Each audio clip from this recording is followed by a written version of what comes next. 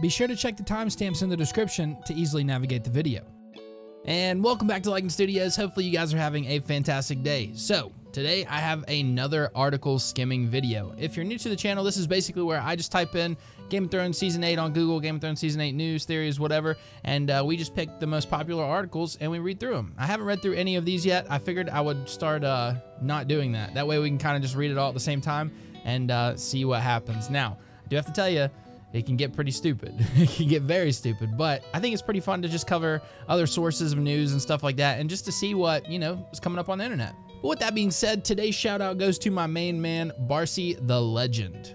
Yes, the legend. You heard me correctly. He is a legend. But anyways, Barcy, I really appreciate it, man. You've hit me up with all kinds of spoilers, news, and just everything that you see, and I really appreciate it. It means so much to me.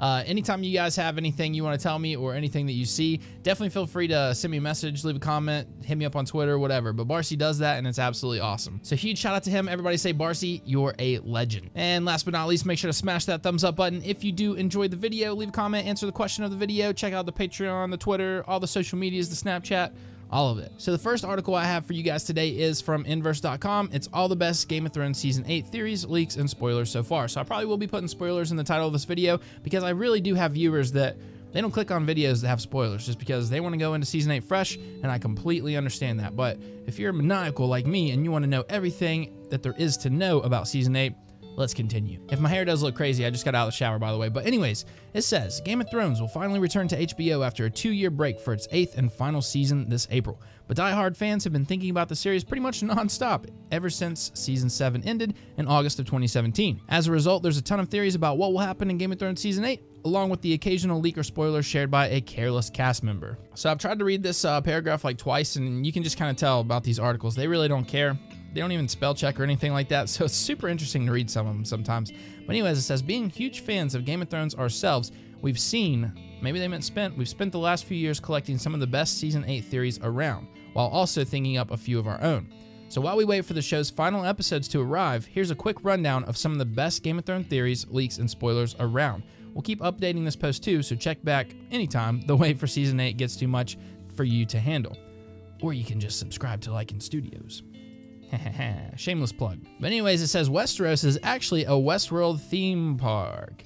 Here's a classic fan theory we really love that ties together two popular HBO shows. The theory goes that Game of Thrones will end by revealing that the entire series has been about pre-programmed robots in a fantasy-themed resort that also includes Westworld. There's almost no way this will actually happen. At least they acknowledge that. But just imagine if the final shot of Game of Thrones is Ed Harris as the Man in Black shooting the Night King while riding on the back of a flying dragon. So I've heard really good things about Westworld. I've never seen it. I'm going to wait until there's more seasons, but yeah, that was a little much. So next up we have what Varys heard in the flames, another paragraph that's kind of hard to read. As a child, Varys was sold into slavery and castrated by an evil sorcerer as part of a spell. As an adult, Varys describes hearing a voice from the flames used in the spell, spoken in a foreign language. Speak? Oh my gosh. But we never learned what it said. Yeah, however, recently claimed to reveal exactly what the fire said and why it could be relevant to Game of Thrones Season 8. Is that all they're going to tell us? Oh, I guess you can click on that. We're not clicking on that. This article, man, I don't know. Arya saves the world. This interesting theory combines Arya's boring Season 6 arc, the plot where she had to do the assassin training while blind for some reason, with some interesting tidbits about Season 8's big battle scene. Based on the knowledge that filming the final showdown between humanity and the White Walkers took 55 nights, along with the fact that Arya knows how to fight without being able to see, one fan guessed that her skills could come in handy during that epic battle. She might even be the one to kill the Night King. I don't see it happening. Jon's gonna kill the Night King with Bran and Sam's help. Arya is going to be doing other badass things, like killing Cersei and the Mountain. The science of survival in Game of Thrones. I've actually heard people talk about this, and it's pretty interesting. Let's take a break from the theories for a moment to discuss this study from two Australian researchers who turned their love of Game of Thrones into science. By watching every episode of the show and recording data on each character who died, they were able to explain which traits lower your lifespan in Westeros. To almost no one's surprise, it turns out the best way to stay alive is to change your allegiance by betraying whichever house you were born into at some point and switching sides, which probably explains why the noble Starks keep ending up dead. I mean, common sense? I don't know. Maybe a little bit of common sense. If you always change to the winning side, there's probably a better chance you're gonna live. But you can ask Walder Frey. it'll come back to get you. And you might just find yourself eating an offspring pie. You never know. Jaime Lannister kills the Night King. They don't call him the Kingslayer for nothing, right? As this theory points out, Jaime may also have the weapon to do it, the giant crossbow he used to fight the dragon in season 7. Wasn't that Bronn? I don't know, man. These are killing me. What George R.R. Martin means by bittersweet. Oh, here we go. Martin may never finish writing the books that inspired Game of Thrones, but he already knows how the story ends, and he's said multiple times it's bittersweet, the B word. Now that the final season is within sight, we may have a better idea of what that actually means. Our best guess, almost everyone dies and the remaining human survivors are forced to build a new wall further south, leaving them with even less space to live at the end of season 8. I've heard a lot of people talk about this. I just don't see it happening. I don't see it happening. I think eventually, in George R.R. Martin's world, the Night King will be defeated, and that is why he is telling this story now, if that makes sense. I don't think he would tell us the story about how they got pushed further south. I think he's telling us a story about when the Night King is finally defeated. You know what I mean? I don't know. That's just my thoughts. What do you guys think? I know a lot of people really actually like that theory, but yeah. And then it looks like we're getting into something crazy. And then we have Cersei becoming the Night Queen. This is a popular theory that no one really takes seriously. Would it be cool and fitting if Cersei becomes a White Walker? Absolutely. Will it actually happen? Probably not. However, new theory suggests one reason it could come to pass. What if Cersei decides to become an undead monster intentionally, seeing an alliance with the Night King as a better alternative to bending the knee to Dany? It might be drastic, but it's also just petty enough to be the exact type of maneuver Cersei might actually consider. I don't know how she would really become the Night Queen, though. Wouldn't she need the Children of the Forest? Or could the Night King do it himself? I'm not really read up on the whole Night Queen and Nissa and Azor Ahai and all that stuff just because I'm not the biggest fan of it, but feel free to leave some comments below if you want to talk about it. And now we have Winterfell is yours, Your Grace. HBO released a 5-second clip of Game of Thrones during the Golden Globes, but was it enough to launch an army of new fan theories? Oh, it was enough to launch an army of new fan theories. What does Sansa mean when she welcomes Dany to the north with those words? And what kind of Easter eggs could be hiding in this tense Game of Thrones moment? That one line of dialogue has led us down a few different interesting paths regarding the future of both Sansa and her younger sister Arya. So I was going to read all this, but then I just scrolled down a little bit and it pretty much says that the whole statement is almost the exact same thing that Eddard said to Robert when the King of Westeros arrived in Winterfell back in season 1. What else are you going to tell the person in power when they come to your castle, your holdfast, your city? You tell them, hey, welcome. My place is your place. That's what you got to say. So I'm not taking anything from this. We're exiting out. And now we're going to get rid of the spoilers one. So overall, I'm not impressed so far. I'm not impressed. And now we have advertisements. No, I don't want to complete my closet. All right. So everything you need to know about Game of Thrones season 8. Everything you need to know. The final season of the epic HBO show is coming. In April, we can finally look forward to the last installment of Game of Thrones. I can't wait. It's been a long time coming, almost 2 years since the last season and 9 years since the first episode premiered in 2011. But the epic conclusion will be worth it, I hope. Here's everything you need to know about season 8 of the biggest show of the year. When is it coming back? We don't have an exact date yet, but they are announcing it tonight. I'm super excited. Is there a trailer?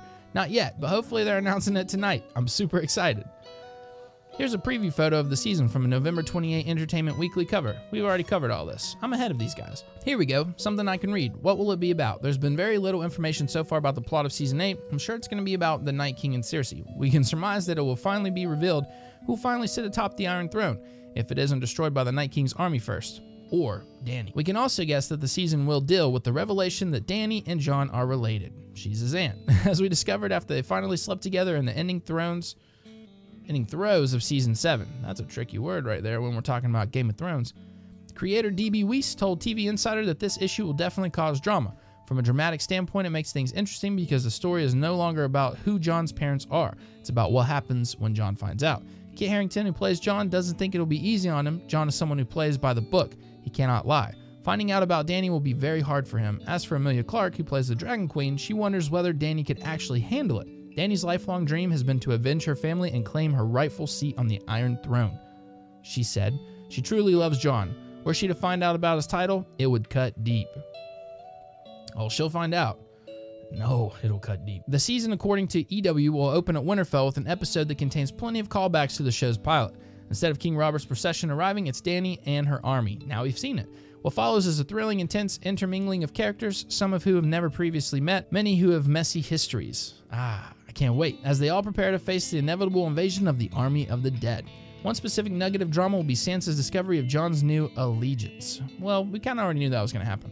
As we know from the first sneak peek, Sansa and Dany finally meet. Oh, I'm so excited. As for the eventual clash between the humans and the Army of the Dead, it's expected to be the most sustained action sequence ever made for television or film. So far this is pretty legit, but I'm already one step ahead of all these guys. How many episodes will there be? There's no official word on how long the season or each episode will be, but actor Ian Glenn told Daily Express that there was a read-through of 6 feature-length episodes that contained monumental set pieces. HBO chief Richard Plepler seemed to confirm this in a comment to Variety. It's a spectacle. The guys have done 6 movies. The reaction I had while watching them was, I'm watching a movie. That's the perfect reaction. The season took 10 months to film and cost over $15 million per episode, according to EW. Who will be in the season? Few were left standing at the end of season 7, but we can expect to see Jon, Dany, Sansa, Arya, Bran, Tyrion, Cersei, Jaime, Brienne, Ser Jorah, Grey Worm, Missandei, Davos, Theon, Samwell, and Bronn. We hope to see Tormund, but we're not sure if he survived the Great Attack at the Wall. Tormund's not going to die off screen. We will see him and Beric as well. Of course, the Night King and his giant army of the dead will be there too. For Direwolf fans, some good news. Jon's faithful wolf will be back. Visual effects supervisor Joe Bauer told Huffington Post that he has a fair amount of screen time in season 8.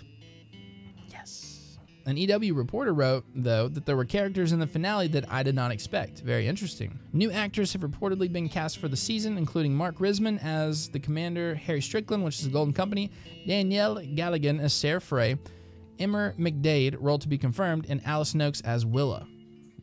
Very interesting. What have the cast said about the season? Now, this will be pretty cool. Given the high level of secrecy about the season generally, Jaime has said that the actors have, in some cases, been fed their lines through earpieces instead of getting scripts. It's not surprising that the actors have kept details to themselves, but some have spoken about the experiences of discovering what happens and filming the final season. Sophie Turner, or Sansa, revealed that at a table read for the final episode, everyone burst into tears. She told EW that afterwards I felt numb and I had to take a walk for hours. That's a long walk.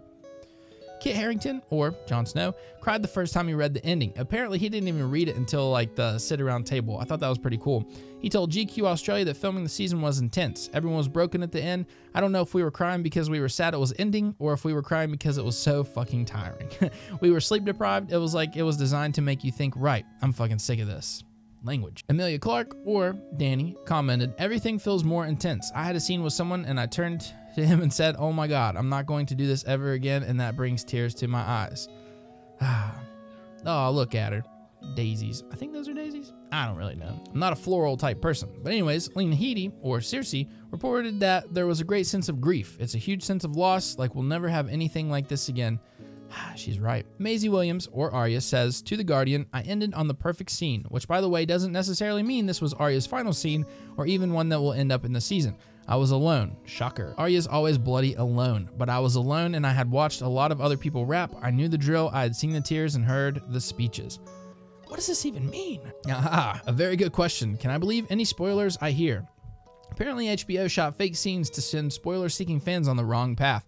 So if you see any set photos or hear any rumors floating around the internet, they might be true, or they might not be. What will I do after the season is over? I think we all might just cry. We're just gonna have to cry. Don't fret, there's a prequel coming in 2020 set 8,000 years before the events of Game of Thrones, titled The Long Night. Not officially. The series will air on HBO and star Naomi Watts. Here's everything you need to know about it. And then if you want to buy Game of Thrones the complete seasons 1 through 8, it looks like it's going to be $138. But this only says 1 through 7, so don't be fooled. Season 8's not out yet. I already tried. They didn't send it.